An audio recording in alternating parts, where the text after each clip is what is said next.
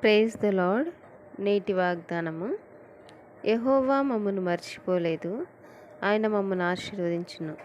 కీర్తనల గ్రంథము 115వ అధ్యాయము 12వ వచనము.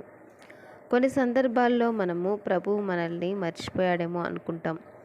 అయితే పరిశుద్ధ గ్రంథం ఈ విధంగా సెలవిచ్చినది: స్త్రీ తన గర్భమున పుట్టిన బిడ్డను కరుణింపకుండా తన చంటి పిల్లను మర్చున వారైనా మర్చుతురు గాని నేను నిన్ను మరవను. చూడుము, నా అరచేతుల మీదనే నిన్ను చెక్కియున్నాను, నేను నిన్ను విడువను ఎడబాయను అని వాగ్దానం చేసిన దేవుడు మనలను విడిచిపెట్టడు.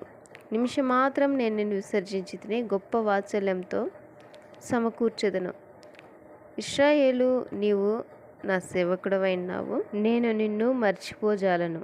మంచు విడిపోనట్లుగా నేను నీ అతిక్రమములను, మబ్బు తొలగునట్లుగా నీ పాపములను తుడిచివేసి ఉన్నాను అని ప్రభు సెలవిస్తున్నాడు. మహోద్రేకం కలిగి నిమిషం మాత్రం నేను నీకు విముఖుడనైతిని, నిత్యమైన కృపతో నీకు వాత్సల్యము చూపుదును అని ప్రభు సెలవిస్తున్నాడు. ఆమెన్.